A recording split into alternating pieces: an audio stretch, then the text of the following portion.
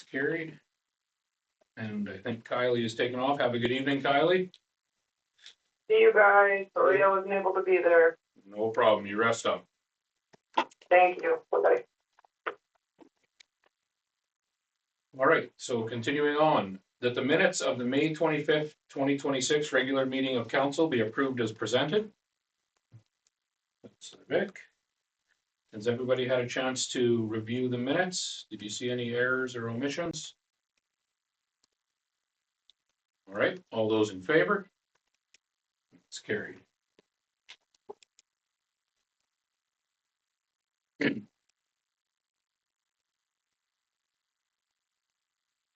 Old business arising. Oh, I'm very sorry. Before we went into in camera, we did not declare conflict of interests. Were there any conflict of interest tonight? Yes, Okay, Stacy, which 10.2.1. 10.2.1. Okay.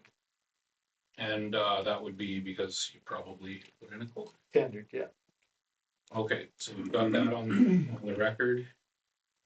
So we'll move on to our delegations, and we've got Shane here to go through the audit for us today.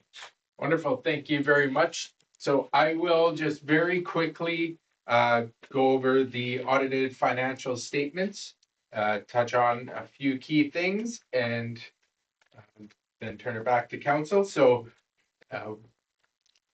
Yonke LLP completed the audit for it. We have issued an unqualified audit opinion, which means that during the course of our audit work, nothing came to our attention to make us think that financial statements are not presented in accordance with the appropriate accounting standards. So everything was good there.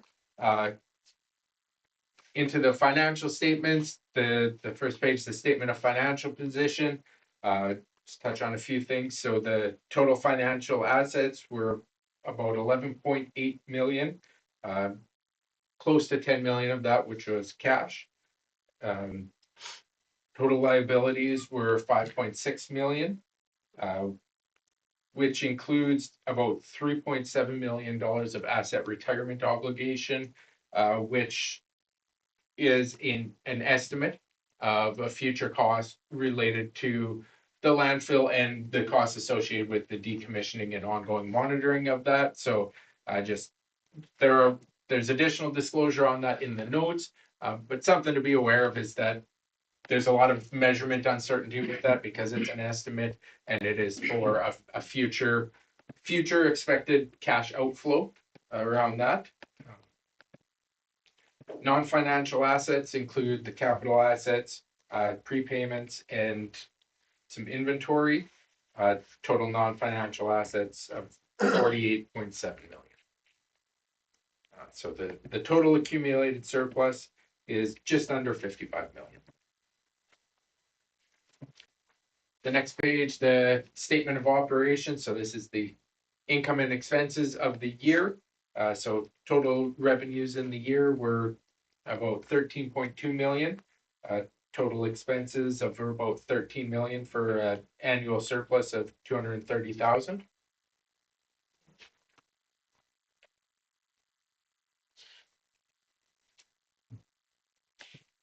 And then we have the statement of change in net financial assets. So net financial assets increased by 780,000 in the year.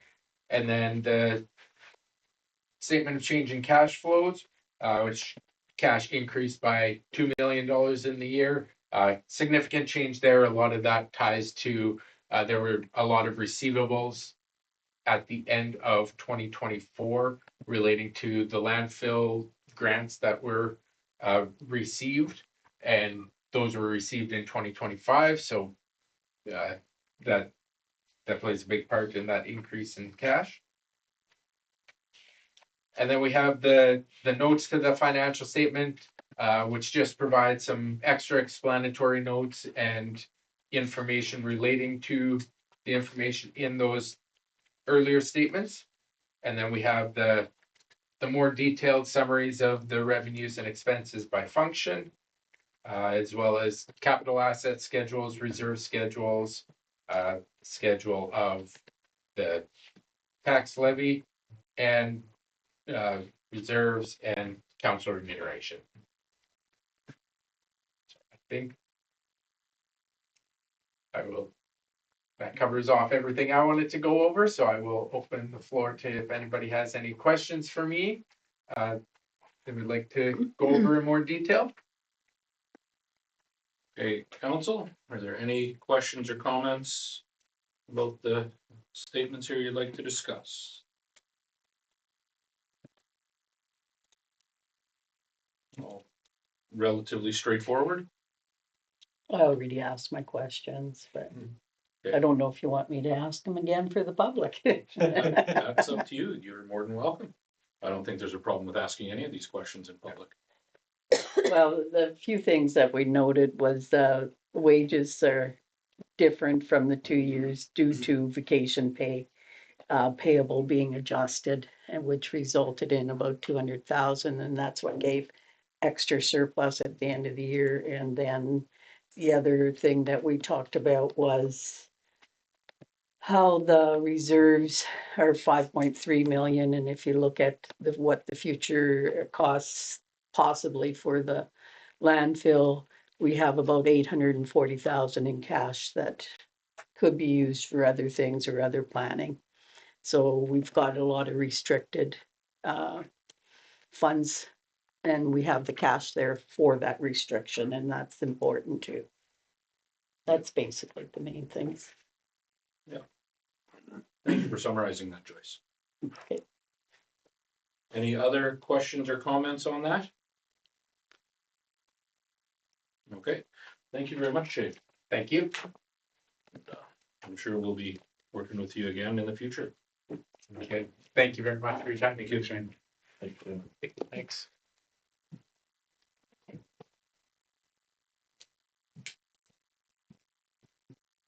Okay, that the draft 2025 audited financial statements be approved as presented.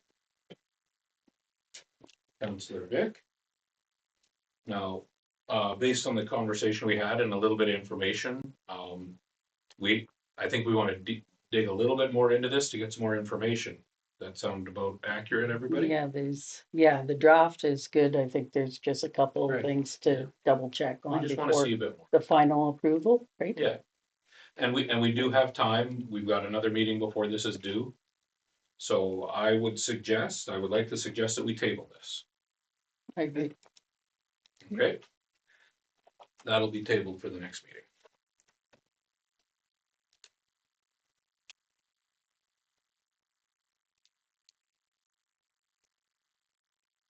That the financial reports for June 9th, 2026 be approved as presented. Councillor Stewart. Has everybody had a chance to review the financial report? Any questions or comments there?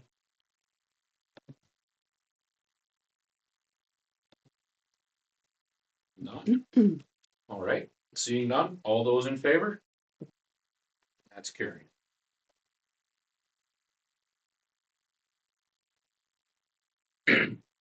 That the reports of senior administrative officials recorded as items 10.1 to 10.2.2 be received and filed. Councilor Blair. All those in favor? That's carried. That the department monthly reports be received and filed. Councilor Batts. And we'll start this off with operations and engineering and Jamie. There's not much really to highlight. We did have a hazardous waste day held at the landfill, and we had 16 people attend. The most received were aerosol cans, pesticides, and gasoline. That was majority of what was taken in. Really, not much else. The 11th Ave sewer trunk line looks like it's been pushed back to start at the end of this month toward the beginning of July. So I'm still I've been talking with Catterall Wright about making that start a little earlier than that. I'd like to get it done sooner rather than later. So Before town gets busy would be nice. Yeah. With holidays and things like that, so, I'm waiting for an answer on that, but otherwise, I've really got nothing else. Okay. Yeah. Thank you, Jamie. Yeah. Are there any questions or comments for Jamie on his report? Les? Do they have a timeline? You were supposed to start in, Like how long is it? about 3 weeks. All 3 weeks? Yeah, that's what they're 18 to 21 days. Any other? David? Yeah, your worship, I just want to comment, there's a couple letters in communication as well that relate to some of the items in the GM's report that he'll speak to as well. Okay. They're related to the waste management facility. Okay. But when we get to your worship. All right, well, let's move on to leisure services and Chelsea. Thank you. So the department has fully transitioned now into summer operations. Facilities are extremely busy, including the pool, the sport court, ball diamonds, soccer pitches have all seen a very large attendance every night, and we've had really good weather this year. Last year when I was reporting, we had really bad weather at this time, so it's a nice change. The sport court grand opening is taking place on June 14th, so that's this Sunday. Advertisement has been sent out. We are working closely with community partners. We have a couple local instructors that are coming out for the skateboarding and the basketball.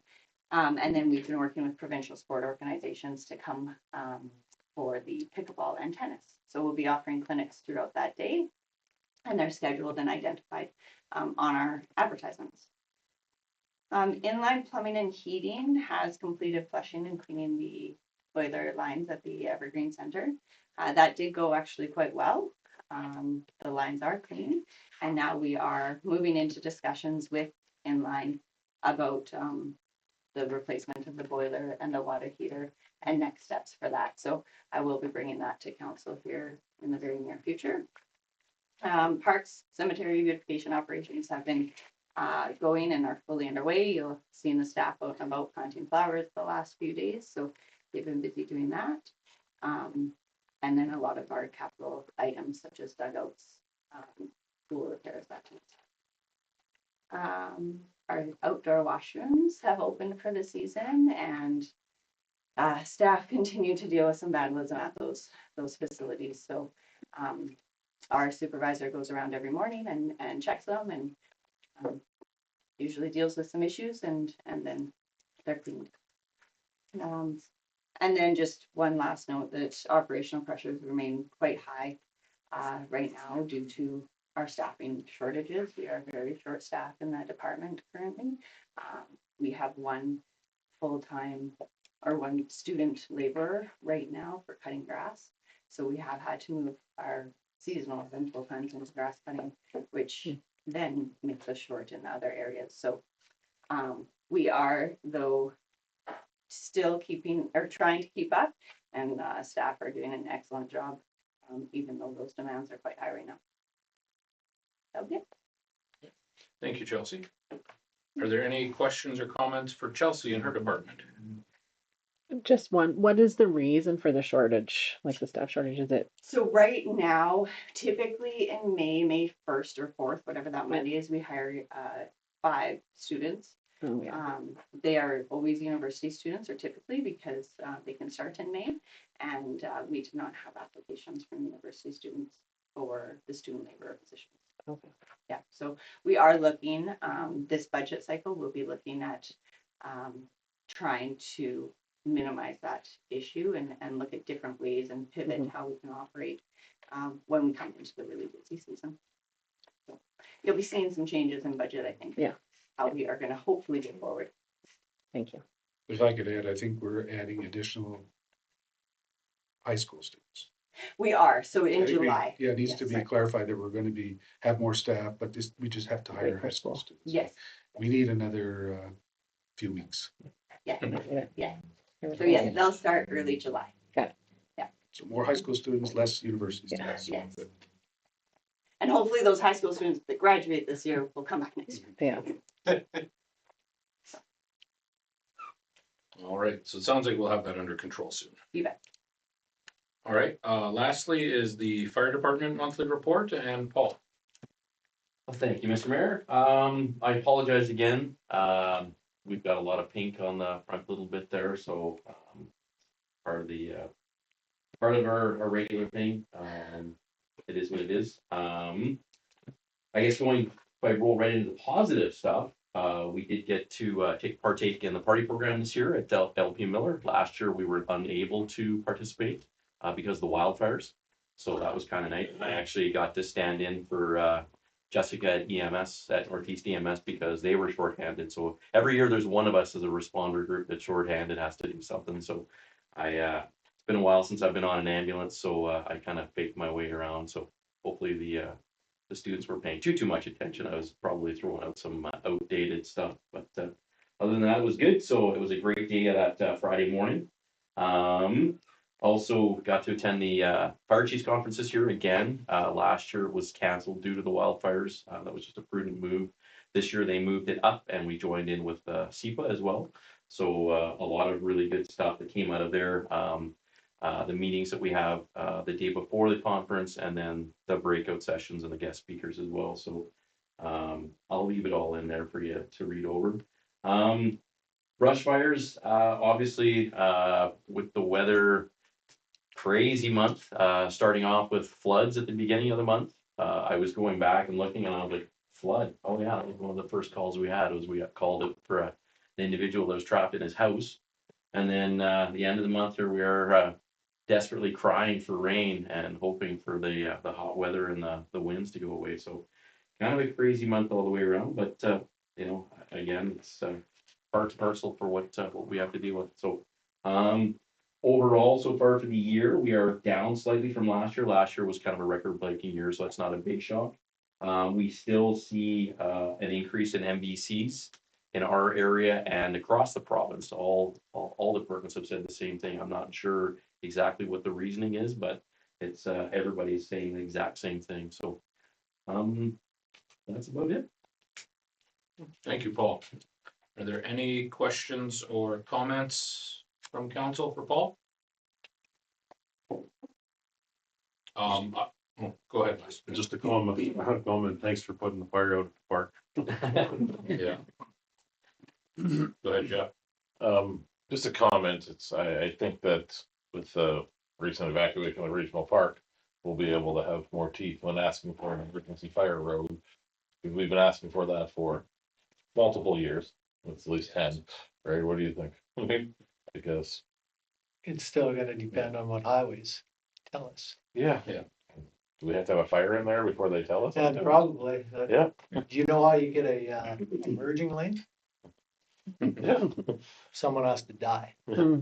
true. So it's pretty. But we're not sad. talking about an all year road, it's an emergency road. I understand, yeah, I understand. And we have, so since that fire, we have had an initial meeting with both the RM and the regional park, and that's one thing that came out of it. We will be looking at that very closely and pressuring the provincial government on that. Well, we've been trying to get one in for a while, like Jeff said, so, and it's because of the curve. Yeah. On the highway, so. And on that note, Jeff, we did actually get our Fire Smart assessment done same day that we had our fire partners meeting. So that was done that afternoon. And it was pointed out in that assessment that we should have a second avenue of escape through the back of the park. So I made sure I highlighted that in there. So that was kind of another log to throw in the fire. Sorry about the pun, but that was the way we looked at it. So It's important to vocalize it here, so Yeah. it's recorded. Yeah. And that's something that we're all looking at, and Yeah. you know, because if something does happen, they're gonna be like, well, why didn't you do something? We've been trying for years. Yeah. It's frustrating. Could I add something, Your Worship? Absolutely. Yeah, just to add what the mayor's just said, we had that meeting with the Reeve and as well as the park management. And I asked fire chief to talk to SPSA about regulation number one. Is there regulation for an egress in emergency? We're still looking into that right now. But what we were told by park management is they've talked to their colleagues around other parks, and it seems that this problem is common. So to find a regulation is probably not gonna be there. But we're not giving up. I'm gonna be talking to Highway Department of Highways Administration to see if we can find a solution. Because yes, coming out on the turn is not good, but in an emergency, we have traffic control. So all these kind of excuses can be managed. Absolutely. So we'll be reporting back to the group, the REVA, the RM, and the park manager and mayor to try to see if something can be done that's not necessarily a political letter. We want to find some real action, and we're trying to do it at the administrative level. So that's where that's at. But everybody agrees that it makes logical sense that there's always an issue also of whenever you have a road, you also have potentially people coming through your park in the back. So we also have to think about how that emergency only road would be managed and controlled as well. So there's a few issues here. One is a sort of approval, the other is how to manage it. So, but I think the second part is easier to solve than the first. Right.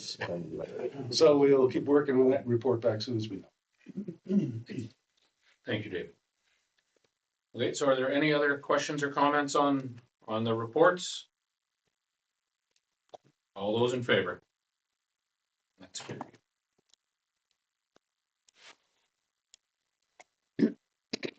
Moving on to the gravel tender.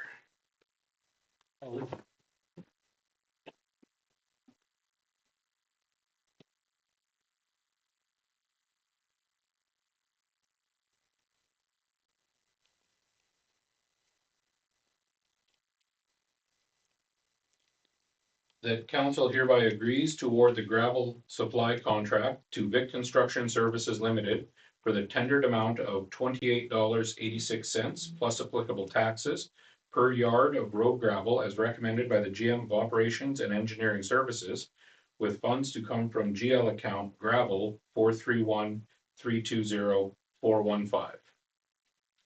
Councillor Stewart. And Jamie? Yes, so this RFT was posted on May 5th, with the closing date of May 29th at 2 p.m. We only received one tender quote from Mr. Vic. We purchase every year gravel. Last year we purchased 25,000. This year we're purchasing 20. This is just to maintain our gravel roads, back alleys, improvements, things like that. It's an annual thing. So we purchased gravel from Mr. Vic previously. He supplies a good quality product, so I'm recommending to have him service again this year. Any questions or comments for Jamie on this? My only question is I'm just a little surprised we only have one tender this time. I think last year we had 3. We had 5. We had 5 last year, yeah. I think it's fuel prices, Mayor. Yeah. I think that has a big. Yeah, because they were all from out of town. Yeah, they're mostly from Melfort area and Star City. Okay. And just because I don't remember a year ago very well, how's the price compared? Okay, Same. perfect. Yep. Okay, any other questions or comments? All right, all those in favor? That's carried.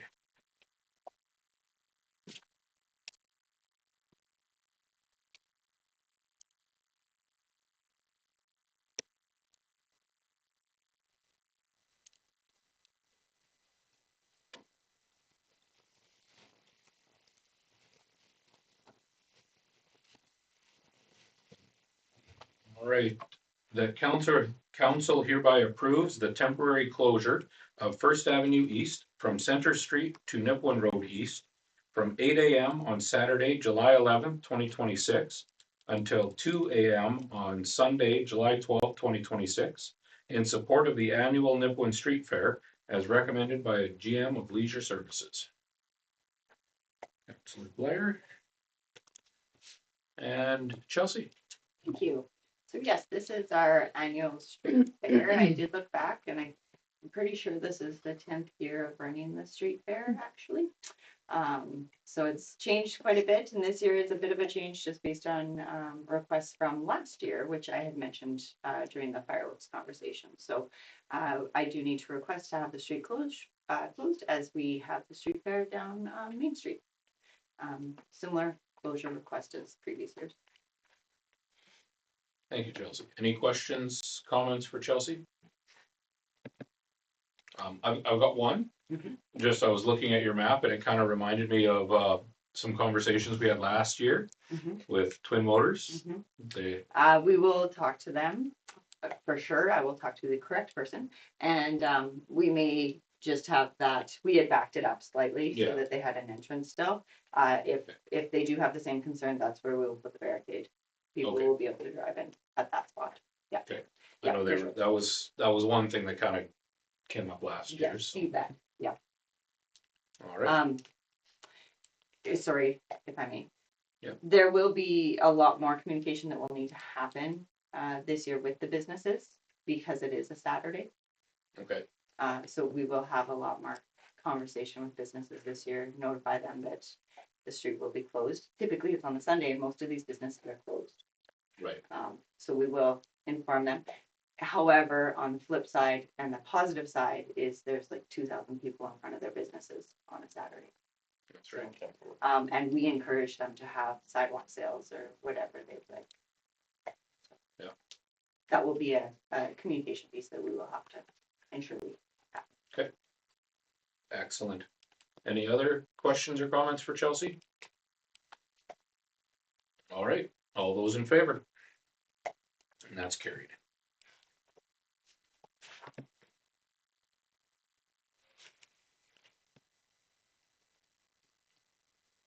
The communications recorded as items 13.1 to 13.2 be received and filed.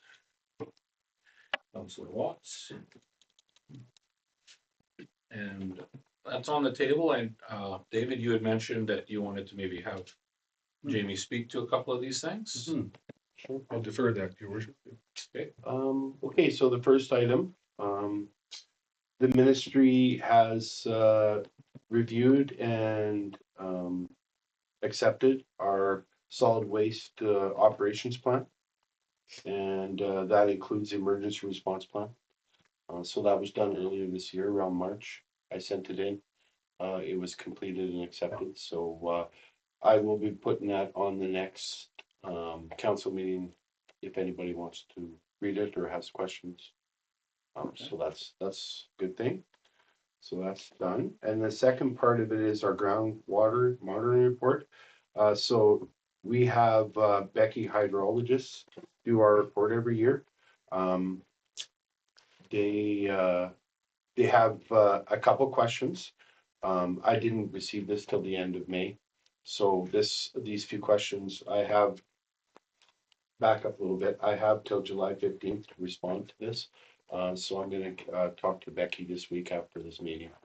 And have them clarify a couple of the questions the government had. Also, it asked for our annual report, that is completed and sent to the government for approval as well. So that's just a report of what we all do at the landfill for the year, piezometers, things like that. So yeah, I'll be waiting for their response on that. That's all it. All right. Any questions or comments? Sounds like it's all under control. So, I just have a question about number 4 there, zinc being out of range. What would cause that? It could be just a decimal point. It could be just a mistake on the report. That's what I'm gonna be talking to Mhm. Becky about. Could be just simply a zero or a decimal added where it shouldn't be. Typo. Yeah, a typo. Yeah. Cause it would have shown up on the other 21 piezometers maybe. Mhm. So I'm thinking there's just one off. well, we'll watch for that Yep. emergency response plan and everything in the future as well. Yep. If there's no other questions or comments, all those in favor? And that's carried.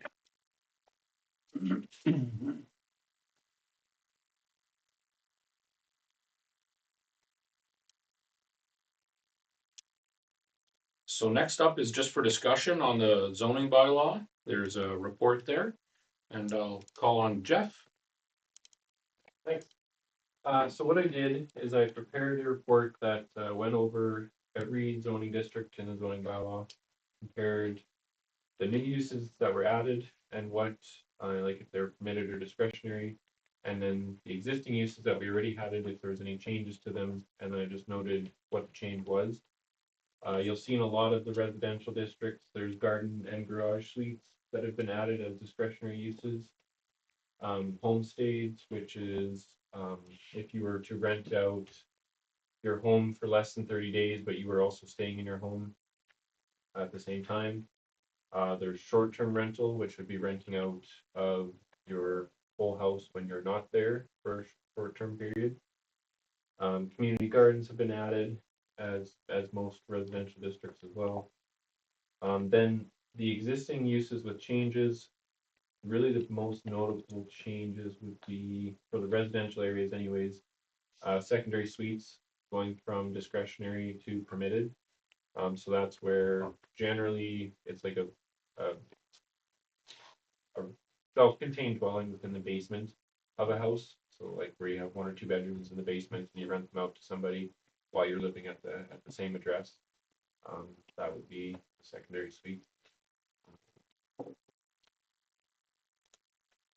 Just trying to think what else would be new. In some residential zones, we decreased the size minimum from 900 square feet to 600 square feet. So that's in, I believe, R2, R3, and R4. R2 is the main area of town, like what would be the majority of the north end, the central, and the south end of town. Basically excluding Coventry Crescent and immediately around the downtown.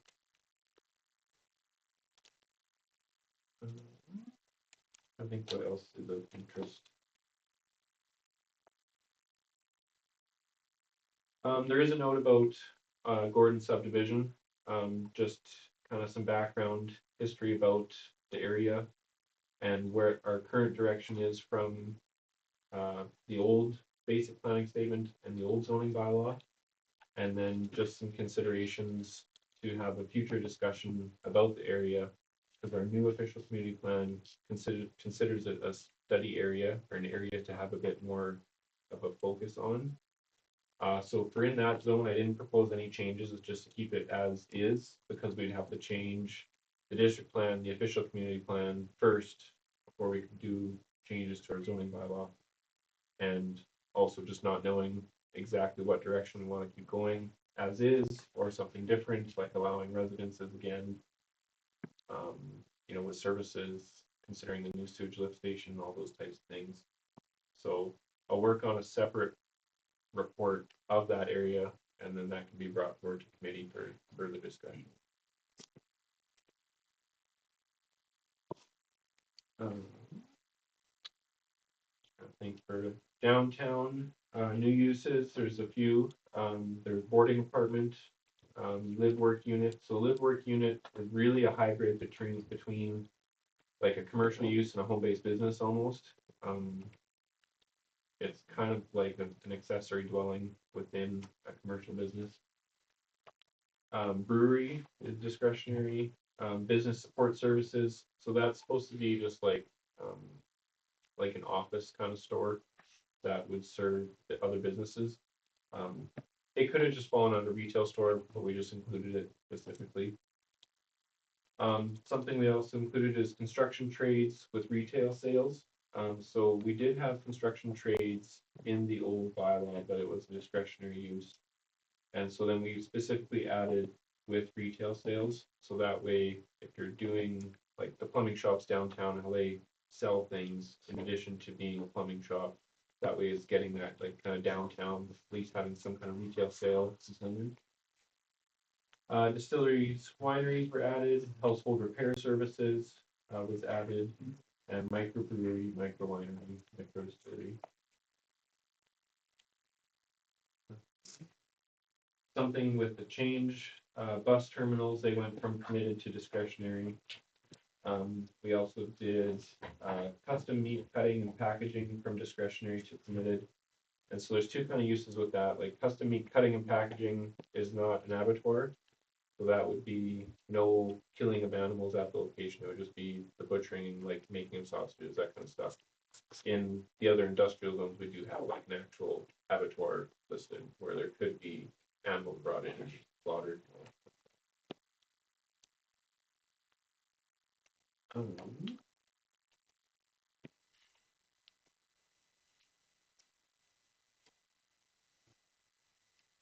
For the M1 industrial, changes to existing uses. We did allow dwelling unit accessory to permitted commercial use. It's still discretionary, but we changed the minimum size from 75 meters squared, which is about 800 square feet, to 28 meters squared, so only 300 square feet. So in talking with the other planners, the idea was that it's intended to be, you have a commercial business and basically a small, like 1 or 2 bedroom, like almost not apartment, but just a small space that the owner or somebody could live in with the business. And they have to be within the same building, like attached to each other. And then we changed the maximum size to be no more than 40% of the entire building. So the building still has to be primarily commercial or industrial, and then the residents can be the rest of it. We added beekeeping and honey plants from discretionary to permitted. Construction trades, we reduced the site area and frontage just to open up a few more lots that we have in the industrial district. That way construction trades could go there. If somebody is a construction trade person and they think they can, that the site will be big enough for just parking some trucks in a shop, I think that's fine. Livestock auction facilities, we have from discretionary to removed. Taxidermists, we have from discretionary to permitted.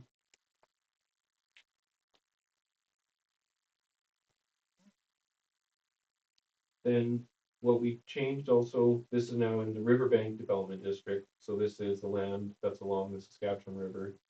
We did add short-term rental to that zone, just because there are some homes right along the river there, and I know there's interest in renting some of them out as short-term rentals. So that's a discretionary use, but we did add it in there. Retail stores, restaurants, rental facilities. So those were all added in the hopes of having the Riverbank development eventually become one day and more kind of tourism area. The other thing to note with that same district is sand and gravel operations. So they're currently discretionary in the M1 and M2 district, and they were in the future urban development district. There's no definition in our current bylaw, so I created 2 definitions. So we have sand and gravel operations, which means the stockpiling of sand, gravel, and other similar materials for resale after they've been extracted from another location, and you don't have to do any site reclamation. And then the other one is gravel resource extraction, which is actually the digging up of sand, gravel, and other materials for sorting, crushing, stockpiling, and hauling off site. And so you have to have reclamation of the site as per the municipal and provincial regulations. So we don't have sand and gravel resource extraction listed anywhere, because after talking with Catterall and Wright, that's generally a use that municipalities or urban municipalities don't allow within their boundaries, just because it's quite, I guess, quite a heavy use in the sense, in terms of all the like heavy equipment and all the kind of stuff that would be operating, I guess. If council's interested, we could put that in as a discretionary use, and then Catterall and Wright would have to add regulations around that, because it's a matter of provincial interest in resource extraction. So there's special requirements that go with that. The reason I'm bringing this up in the Riverbank Development District is because way back in the day, there was sand and gravel resource extraction. At the picture below on page 15, You can see I've highlighted the old, I don't know if it was sand or gravel or both, but there was resource extraction that did occur there. So I don't know if we want to allow that as a discretionary use in the future, or, yeah, just kind of. Right now, it's not in there, so if we're wanting it, it can be added. I guess if somebody's interested in the future, it could always get added at that time, if we think it's the right option. But I haven't included it at this time. And then the very last thing is future urban development district, new uses added. Sorry, so the future urban development is the current farmland that's at the south end of town. And the new uses added there were a data center as discretionary and municipal facilities as permitted. So the data center, I didn't know that was one of the items that was listed. I don't know if council is interested in that or not. It can get removed, but it's in there as of right now. It's a large water user and power Yes. and noise. Noise and light. Mhm. And Might be a that's, place for it though. yeah, so that's everything that we have. So I guess give it a glance over if there's anything additional. It's just as a discussion point. Email our CAO if there's anything like that we want to have changes, and I can bring that forward when we do the first reading at hopefully next council meeting. If I could add, your worship, yeah, I just want to add what Jeff mentioned, a couple, I guess, larger issues. This is actually a reasonably complicated document. This is a salient summary of hundreds of pages of a new zoning bylaw. So I would encourage council before the bylaw comes forward to get through this, because there's a lot of changes here, and maybe especially take a look at existing uses where we're moving away from discretion to approval, or approved, sorry, which means that council won't be involved with those businesses establishing. And I think, or any type of improvements and investments establishing. So I think that's one thing I'd like to just to comment on. This is a great summary of a very complex document. But it does give you quite a good place to take a look and see if there's any of these, especially changes away from discretion to approved, are comfortable for you. Or do you still want council to see this type of development before it goes forward in the community? So not necessarily tonight, because this is took a long time, I'm sure, for Jeff to produce. And this, like I said, this is a complicated document, even though it's a salient summary. A couple other things that I noticed in here as well is the Gord subdivision. There's a lot of complexity there. And going forward, I think the request is to look at this with maybe a third party a little bit closer. Something also council would need to consider. And of course, we talked about gravel and sand being extracted in the community, which may have been done in the past, but does create tremendous noise and hard on our infrastructure, especially our roads, when this heavier equipment is coming and going, and large heavy trucks are coming and going. Something to think about. So I just want to add those comments. When I read this document, I think it's very useful because it's gives you great summaries without going through hundreds and hundreds of pages, which we trust that Jeff does that 200-page detail, but for you as elected officials, you need the 14-page summary because you can't go through 200. But even though there's a lot in here. And so I would just, like I said, just have a look at those where things are going discretion to approved. Those are in particular. Things that are new is also something of interest, but I think you all know that all communities have to keep up with, things that are going on in the province and in the country. And we have a good consultant that is comparing this new zoning bylaw with a lot of other communities. So you're getting the benefit of benchmarking here too, which means that it's not just their opinion on Nipawin, it's their opinion on they act as, as development officers for, I don't know how many small communities, in this province, so they do it every day as well as they're consulting as well. So I would say that there's a lot of good information here, but if something makes you stop and think, maybe that's something to debate when the bylaw comes forward. Thank you, David. Les? And I agree with David, just expand one more thing is to keep an eye on growth, future growth. When you look at that, keep an eye on the potential. I'm sorry, if I could just add, I forgot to mention that obviously also we want to be a community, I think, that is progressive and doesn't, I mean, we don't have a completely open book to do anything in the community, but the more we're open to new ideas and opportunities for people to expand their residential properties or build businesses, I think it's good for the community. So a little extra flexibility, I think, is a good thing, because we always hear people say, oh, government's full of red tape. So a lot of what Jeff is proposing with the consultant is removal of red tape, in fact, which is going away from a lot of discretion into, well, if it's this zone and it's this type of development, it's approved. So that is also a reduction of red tape, if you like. Thank you. Any other questions or comments? Usually at these meetings, we give the GMs and the CAO homework. This is their turn to push back a little bit, so we've got some stuff to think about before the next meeting. All right, so moving on, the council hereby approves the request to have a pedal and e-bike repair shop as a home-based business as recommended by the land planner. Councilor Fast. And Jeff.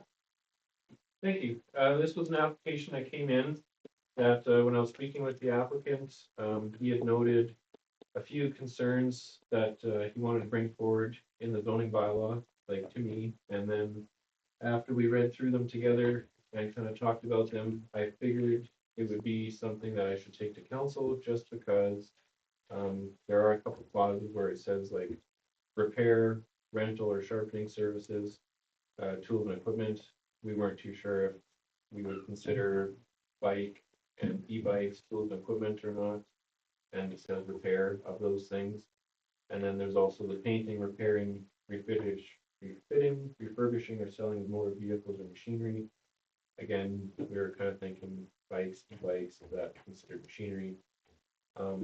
He says he wouldn't be using like a ton of heavy duty power tools because it's just bikes, like they're smaller pieces of equipment. He would be doing it in his attached garage. I spoke to the fire chief and he just had a couple items about the batteries in the e-bikes. So just to make sure that he has proper home insurance for that kind of activity. But that, all that being said, I think it would be a suitable use for a home-based business. So I'm recommending that we approve it and let them tackle it. Okay, thank you, Jeff. Are there any questions or comments from council? Joyce? My only concern was the EV, but or the batteries too, so. The one thing I'll say is this year especially, it seems like electric scooters are a lot more popular all of a sudden. When the price of gas went up, a lot of people, my daughter included. So just people looking for alternative ways to get around in the summer when the weather's nice. So there's nothing that has to be done within the neighborhood to get permission on this, no, it's not discretionary. Are there any other questions or comments on this? Okay, all those in favor? That's carried.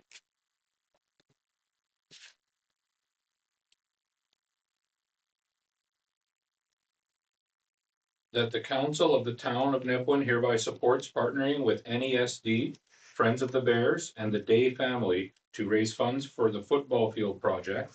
And that administration sets up a separate account to allow for donations to be accepted. Councillor Stewart. And I'll let Jeff, I think, speak to this one. Well, it kind of states what we're trying to do. I didn't actually mention in there that the whole idea of the thing was to, you know, eventually rename the football field, the Glen Day Field or Glen Day Memorial Field. For I got some more information on it. It was 31 years on council and 12 years as mayor. It was, and he was a longtime educator, but not the principal. So you were right. So a longtime educator and a football coach. Coach, not as much coach, but definitely an official. So, I think he coached some curling too. yeah, he did. He was. So that's, he was an everything guy. Yeah. I talked to Friends of the Bears. They were excited about the opportunity to partner with us, and the Day family was definitely idea. NESD, I don't know if you were able to. Yes, I did chat with NESD. So far, they are very much would like to be involved and thank them. They thank us for the opportunity, or the Day family or whoever. Yep. She's just has a couple more people to reach out to, but it sounded like they were on board with it. And then I just need to give her more details of what exactly we're looking for. And we can get together the partners and, Yes. and try to get an idea of what we're all looking for. Right? There's some ideas on everyone's front, so I think it'll be just prudent to call a meeting. And I'd love to have a little bit of a terms of reference of what we're trying, how much we're going to raise and everything. That's why I said football field project instead of going very specific, because it could be a little bit broader than that. So, and that's where we are. It's exciting to do something like this. Do we have any questions or comments for Jeff? I just have one. Are they like upgrading the field? Is that the purpose of No, this? it's the school. They want to do. They have to do the scoreboard. That's an Okay. absolute must, right? Okay, But there has been everything thrown at me from lights through to, which is huge expense, right? Right down to bleachers to in the standards to improve the poles that are actually there. So there's a Field. lot. The field itself isn't in too bad Pretty good shape, shape. right? But then we do maintain that field, right? Yeah. I think we do, don't we, Phil? Yeah, we do. So the whole idea is to get the partners together and just say, okay, now that we can come up kind of a terms of what we actually want to do, and then try to put in a number to how much we want to raise. And then there's sponsorships on the sign that we have been looking at, and the Friends of the Bears have actually done a lot of legwork on that, so I can, after this, can then share that. I don't know about lights, but that was thrown to me. So, how much of those lights cost us at the other place at the court? The court, I can't recall. The pool were 80 grand. So like I said, that could be a very big one, but definitely it's the scoreboard was the primary motivation, but then people start thinking big, so we'll see where the whole committee wants to be, and then we'll actually have a number that we can raise. Would you like me to do a doodle poll or something for a meeting? Oh, if you could do that for me, that'd be great. What would take me an hour would take you minutes. Yes, I can definitely. I appreciate I'll that. just chat with you about contact. Yeah, I'll, Or who you're not. Okay. perfect. Any other questions or comments? I think it's a good project, so. All right, all those in favor? That's carried.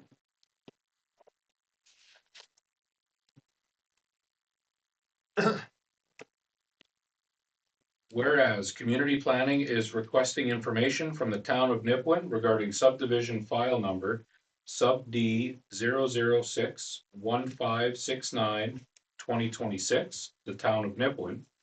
Be it resolved that council of the town of Nipawin supports the response letter dated June 8th, 2026, attached to the report plan 26-019, prepared by the land planner, and that council recommends approval of proposed subdivision, and that council is aware the use types on the vacant land are discretionary and will consider a discretionary use application for development when necessary, and that council authorize administration to transfer $3,500 from the utility profit on land sales account to the dedicated lands account to fulfill the municipal reserve requirement. Councilor Blair. And back to Jeff. Thank you. So this stems from the land sale and purchase, with the town and FHA. We submitted a plan of subdivision and community planning. Whenever they get one of those, they request information from the town, whatever governing authority the subdivision is in. And so I answered their questions in the report that's attached. And then provided this additional resolution materials just to help satisfy as much as I can ahead of time for community planning. That way they can continue with their review hopefully as quickly as possible. So just saying that we will fulfill the municipal reserve requirement and how we're doing that. That council is aware that the uses are discretionary and that we will consider discretionary use. And that overall council recommends approval of the subdivision. So that's what's in there. I didn't do any pictures this time. But what it is the Dr. duplex and then the land immediately south of the Dr. duplex. And so there'd be two lots. The Dr. duplex lot and the vacant lot. Thank you, Jeff. Are there any questions or comments for Jeff? We're getting close to the end on this project. That's about all I can say. Anything else from council? All right, all those in favor? That's carried.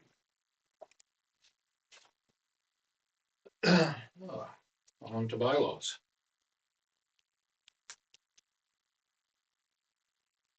That bylaw number 1216/26, being a bylaw to provide for the establishment of mill rate and mill rate factors, be introduced and read a first time.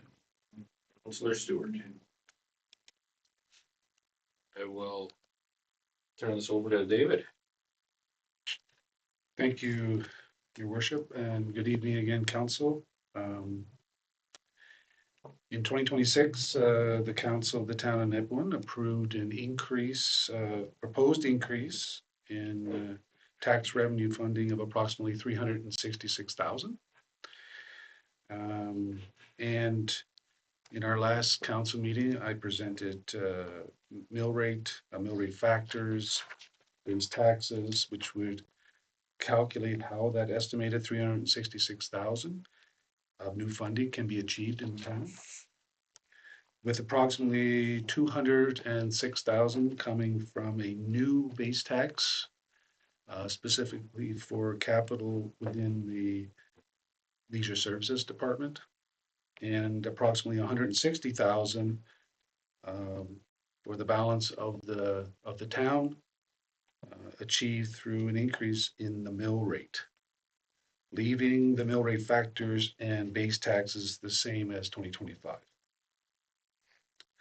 So before you is the bylaws that relate to that. And also as presented at the May 25-26 council meeting, the new taxes would affect the average assessed residential property by a year-on-year increase of approximately 6.4%. So that is the bylaw before council. Does council have any questions or comments?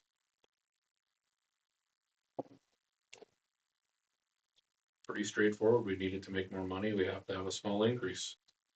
So, and I know we've been looking at adding some more funding into Chelsea's department for use on some facilities. They are in need. So that's where we came up with this. We had a lot of discussion about it. It's fair to put it on the base tax because everybody's using those facilities. To have the increase for the maintenance of those. Yeah, I agree. No other questions? All those in favor? That's carried.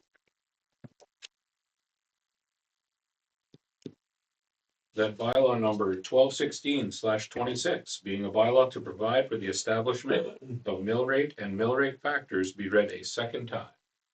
Councillor Watts. So this is our second opportunity. Read through it again. It is pretty straightforward. I know we spend a lot of time on budgeting and taxes prior to bringing the bylaws forward. But if there's any questions or comments, now is the time. All right, If I could add, your worship, I forgot to mention too, and should these bylaws be passed tonight, this one and the subsequent one, regarding base taxes, tax invoicing shall be prepared over the next 2 weeks, and tax invoices will be mailed out before the end of June, with payment deadline of July 31st, 2026, after which late penalties shall be applied, and I believe that's the same as prior years. thank you for that, David. Are there any questions or comments on this second reading? Okay, all those in favor? That's carried. That bylaw number 1216/26 be given 3 readings at this meeting. Councillor Pass. Just as a reminder, this needs to pass unanimously if we are to continue. All those in favor? That's carried.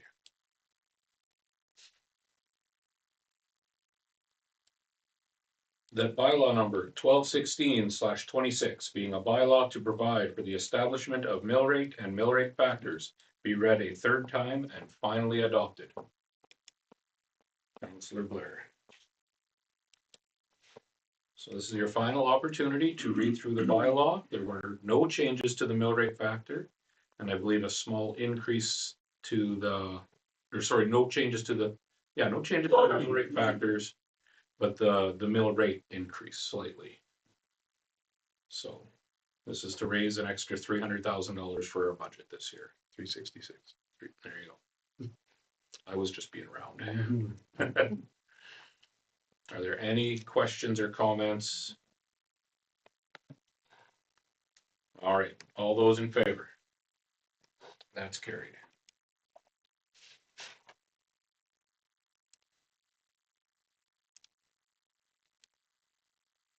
That bylaw number 1217/26, being a bylaw to establish base tax, be introduced and read a first time.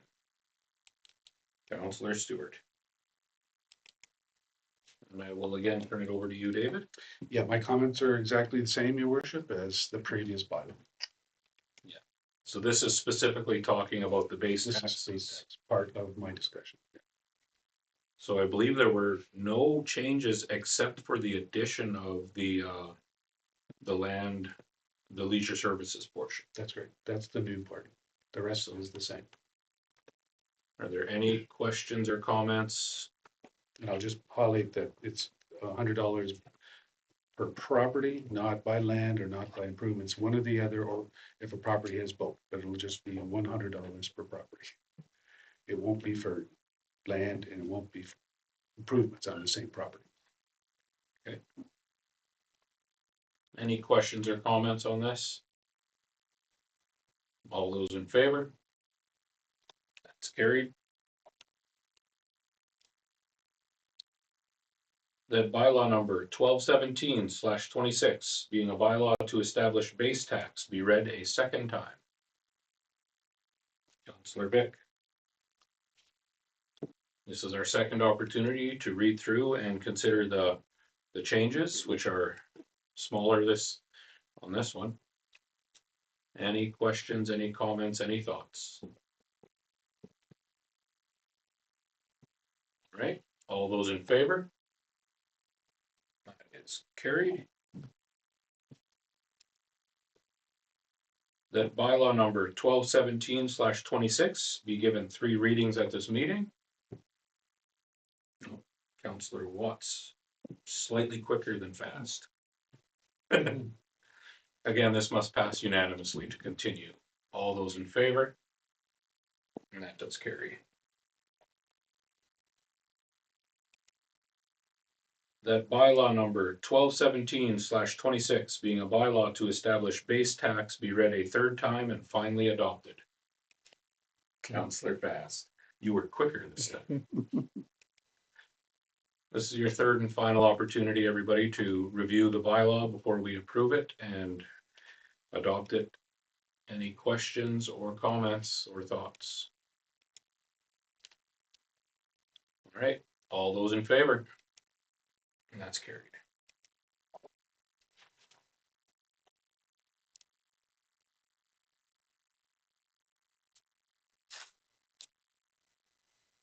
Last one.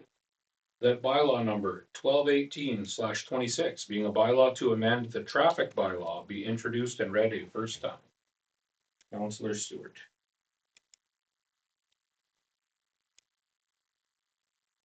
And this time, I think we'll turn it over to Jeff. Certainly. So this is to amend the traffic bylaw, to include the accessible parking space. At council's last meeting, it was resolved that we would have an accessible parking space in front of the Nipawin Dental Clinic. And so this is just putting that into the traffic bylaw. Are there any questions or comments for Jeff? I know this, I think this was at the last meeting, this came as a request and it's pretty straightforward. No questions? All those in favor? That's carried. That bylaw number 1218/26, being a bylaw to amend the traffic bylaw, be read a second time. Counselor Fast. So this is our second opportunity to read this through. I'll maybe just mention that I know part of the discussion that happened prior to this meeting was about the accessibility to get onto the sidewalk, and there's already a ramp there, I believe, so. Just kind of works in well with that. Are there any other questions or comments? Okay, all in favor? That's carried. That bylaw number 1218/26 be given 3 readings at this meeting. Councilor Blair. All right, a reminder, we'll pass this unanimously if we wish to continue. All those in favor? That's carried. That bylaw number 1218/26, being a bylaw to amend the traffic bylaw, be read a third time and finally adopted. Councilor Watts. So this is your last opportunity. If you have questions or comments, just changing a parking space or accessibility use. If there's no questions, all those in favor? And that's carried.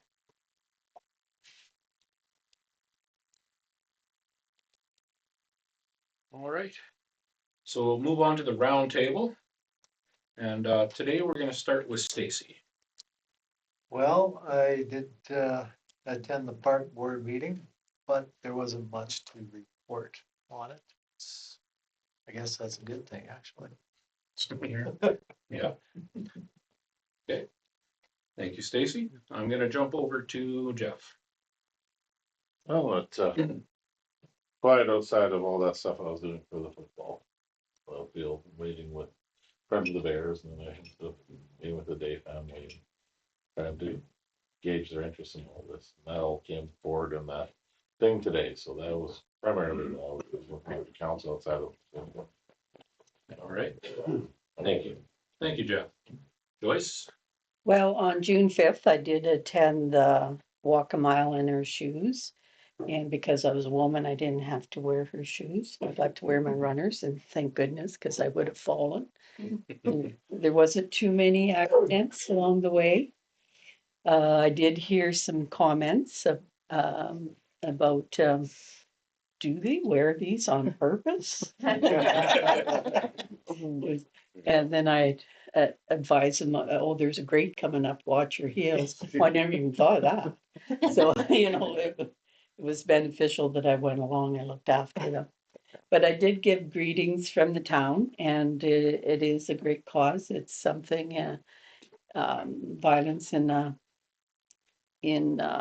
intimate partnership. It should not be in our homes or our communities or our families.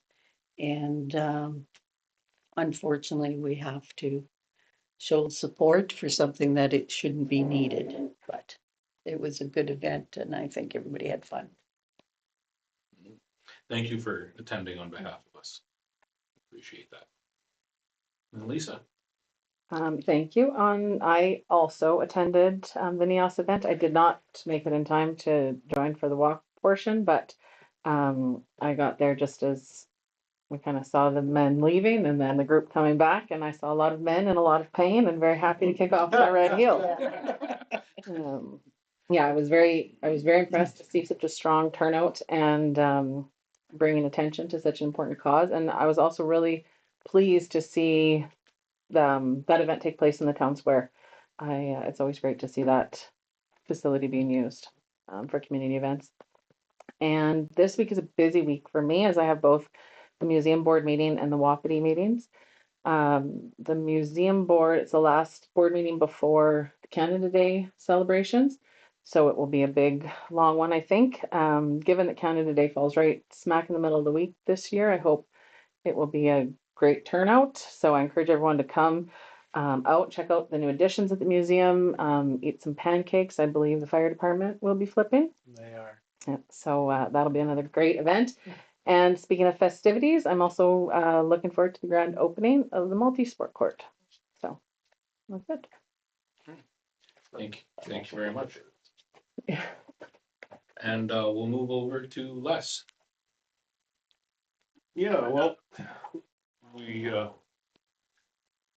haven't done a lot since our last meeting. However, we did go to the Federation of Canadian Municipalities Convention in Edmonton, and it was kind of like sumo on steroids.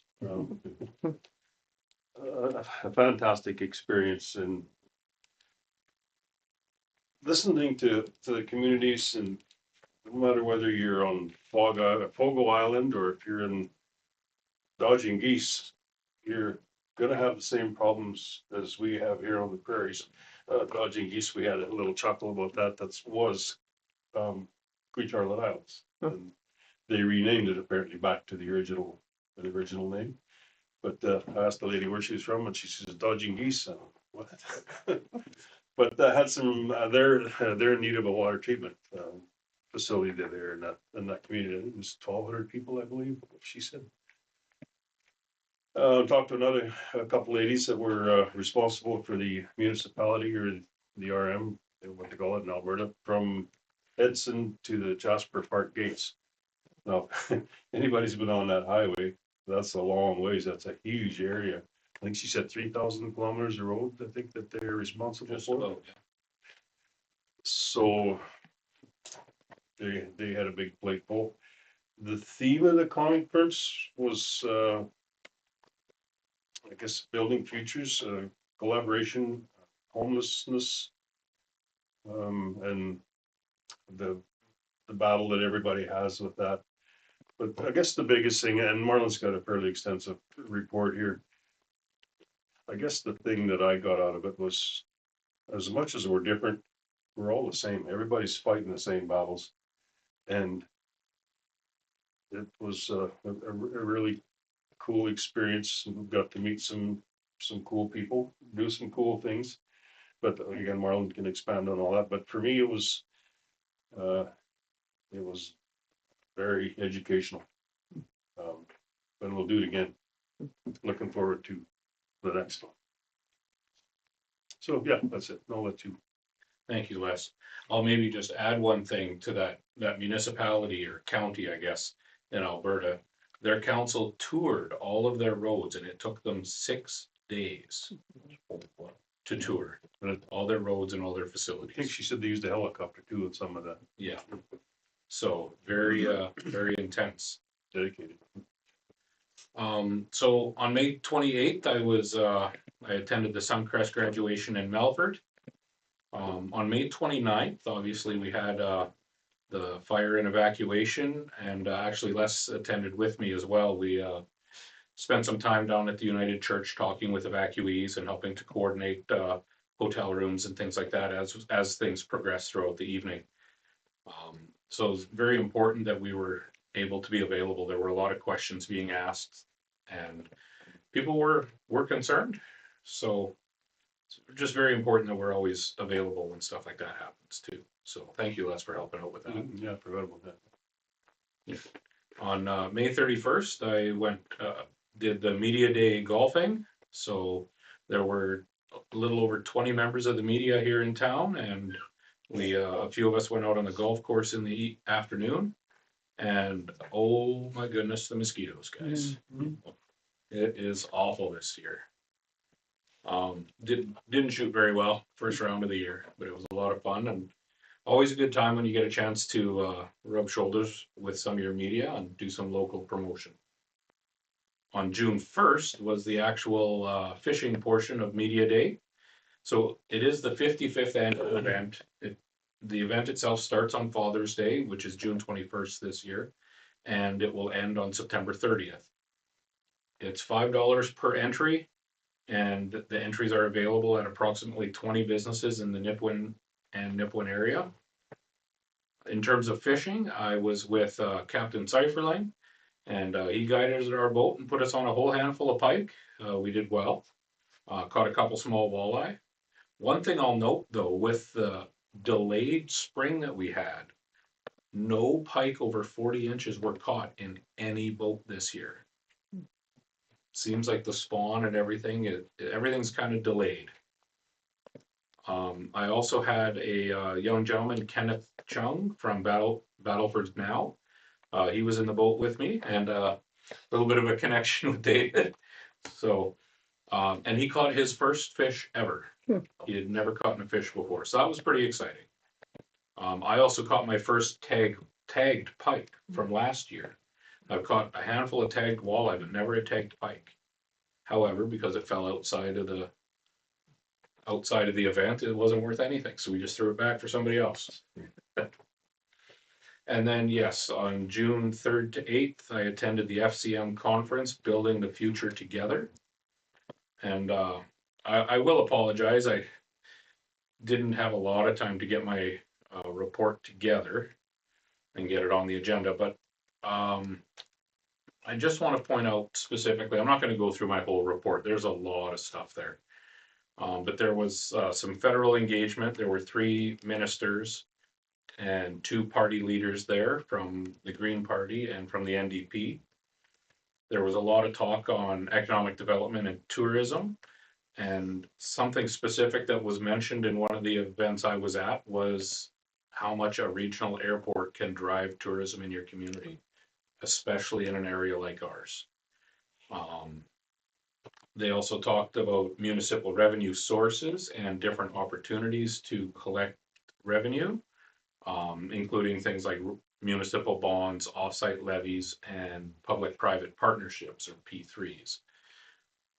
They may not be necessarily something that we're going to be looking at, but just some more information. There was a lot of Indigenous partnership discussions and economic collaboration. And there was a presentation by what's called the Community Economic Development Initiative, or CEDI. And that's a partnership between FCM and CANDO, which is the Council for the Advancement of Native Development Officers. Also attended a presentation on leadership and governance. And one of the speakers mentioned something that I know we think of this, but it's just nice to reiterate. We have 3 things to think about when we make a decision. We have to think about how it affects the head, the heart, and the wallet. So if you neglect any one of those, it can definitely lead to some unintended consequences. George Cuff also was in attendance and had a small presentation. Then there was a lot of talk on municipal networking and relationship building. And one of the biggest things they talked about was working together with your neighbors. We're all facing the same issues. housing shortages, homelessness and addictions, infrastructure sustainability, which I will say, after hearing about how a lot of the other municipalities across the country are doing, we are doing all right. We're taking good care, so. And then the escalating construction and operational costs is very, very much causing some concern across the country. Met with some council members from the Battlefords, and they talked about, and it's unfortunate that Kylie's not here to hear this, they talked about their landlord business licensing registry program. Hmm. Sounds like they're bringing it to council before the end of the summer. So we will be staying in touch with them very closely after and watching how it rolls out to see if that's something that we can potentially take advantage of for our community. We also received an informal invitation from the mayor and council of Churchill to visit their community and tour the port. The official invitation will follow in the coming weeks. It's going to be very important for us to keep that port in mind in terms of our economic corridor for our exports. So, we had an impromptu discussion with Peace and Power where they provided us an update. Dan Ukranitz and Kenneth Thomas were there, and they just highlighted the continued momentum that they're getting and how they're hoping to drive economic growth in the north. There were 6 resolutions this year. The first one was blinded by the light, improving public safety by looking at headlight glare. I know Les and I talked about this. This was brought forward by a very, very large urban municipality that probably doesn't drive on the highways near as much as we do. So we want our lights to be as bright as possible, it seems. There was one on federal support for the forestry sector, a pan-Canadian strategy on mental health, addictions, and chronic homelessness, strengthening Canada's defense capabilities with local governments, and the reversal of federal agriculture research center closures. That one passed with 98% support across the country. Very important for our ag sector. And then there was another one on small business support, and all of these resolutions passed. So below the report, you'll see that I had attached a photo. And I just want to comment a little bit on that photo. It was in between when I was in between a couple of events, and I was outside, and I took that photo, and it contains 15 flags. So there's our 10 provinces and 3 territories surrounded by 2 Canadian flags. As I reflected on that image, I was reminded of every municipality and it has its own identity. And every province and territory has its own priorities, strengths, and challenges. And despite those differences, we all come together as a part of something much larger. Throughout the conference, discussions often focused on the issues that divide us or the challenges we face. However, the strongest message I took away was not about division. It was about collaboration. Strong communities create strong regions, and strong regions create strong provinces and territories. And together they create a stronger Canada. The future of our communities will not be built through political divisions or by focusing solely on what separates us. It will be built through cooperation, mutual respect, and a shared commitment to improving the places we call home. Again, the theme of this year's conference was building the future together. And after 5 days of learning, discussion, and collaboration with municipal leaders from across the country, I'm convinced that this theme reflects exactly how we must continue to move forward, not only as our own municipality, but as Canadians. Here. And that is my report. I highly suggest, if you get the opportunity, you join us at both SUMA and any subsequent FCM event we're able to attend. It is very valuable. So, and I will give David an opportunity, as he was in attendance as well, and I think maybe has a few of his own ideas to discuss, share? Yeah, I'll just add very briefly a couple of topics here. Number one is on the municipal networking. Of course, being a previous mayor of a city, I do know a lot of people, and we're able to network a lot in functions. And just name a couple that maybe the mayor didn't get a chance to put in his report, which was meeting former Saskatoon Mayor Charlie Clark, who works for the Treaty Office of the Treaty Commissioner, is now, of course, champion, of course, more, more collaboration and cooperation with our Indigenous neighbors, and has offered to also come here and meet council and assist us in any way that they can, and maybe even the Treaty Commissioner might come with him. So that was exciting. Also, the mayor mentioned introducing him to Mayor Churchill, but also the mayor of Thompson as well. And on the way to Churchill, we were invited to stop in their city as well and meet their mayor and council as we look at this energy corridor idea all the way from Prince Rupert to Churchill. And speaking of that, we were also invited to Lloydminster in September, where there's going to be an large indigenous gathering and also industry representatives at the oil and gas show in September in Lloyd, where Scott Moe and Danielle Smith will be there, not necessarily in this meeting, but in the area. And they're hoping that this whole idea of the Prince Rupert to Churchill corridor can gain more profile. And that includes coming through, of course, the town of Nipawin and going all the way to Churchill. And whether it's the Paw and Thompson and Churchill, how that all comes together. Also, we were invited to Isla Lacrosse in early July for their 250th birthday celebration. And we were told by a counselor there that I know well that there's going to be some secret top guests coming from a federal perspective. Even dropped the name Mark Kearney. So, but definitely Buckley Belanger will be there, and and we've been talking to him about some of the needs of our community as one of the few members of Parliament for the Liberal Party that we have in Western Canada. So that's an important event, and I think the mayor wants to go to that as well.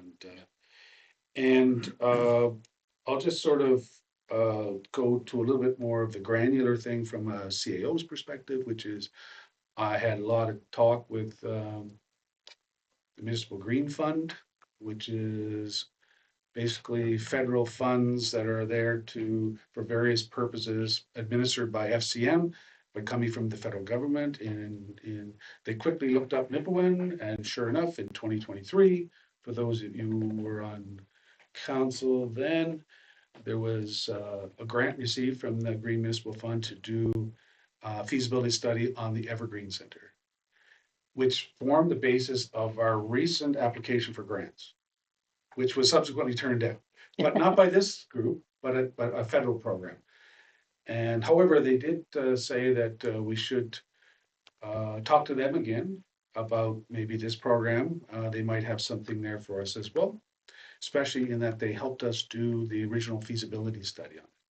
And they do have programs, maybe a little bit structured, a little bit different. If there is something, I'll bring it back to council, but it looks like a little bit more loan, not so much grant, but there still may be feasible for the community to look at that. So we'll look at that.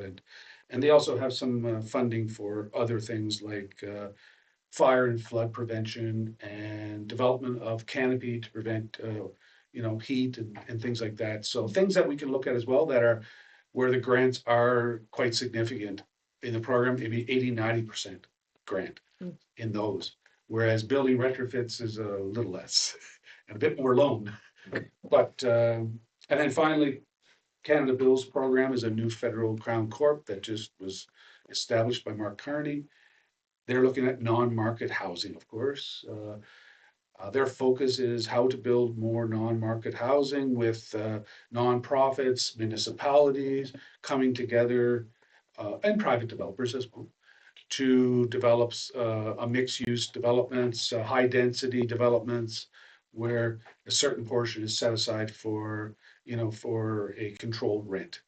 That's some aspect at least has to be what they call non-market, which is, it's below market for those that are not able to pay market price.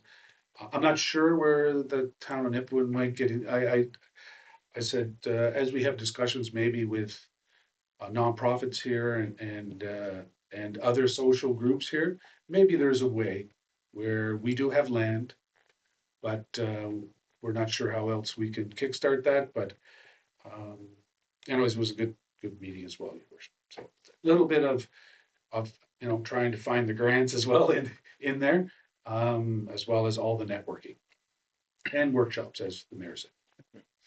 Thank you, David. Yeah, so again, I'll just reiterate, this is, the value in attending these events is substantial. Once you get there and you take advantage of it, it's very beneficial for the whole community. With that, obviously, our public forum is quiet. I actually don't have anything in camera. Anything from administration, council? Okay, we will skip our in-camera portion. And that we do now adjourn at 8:30.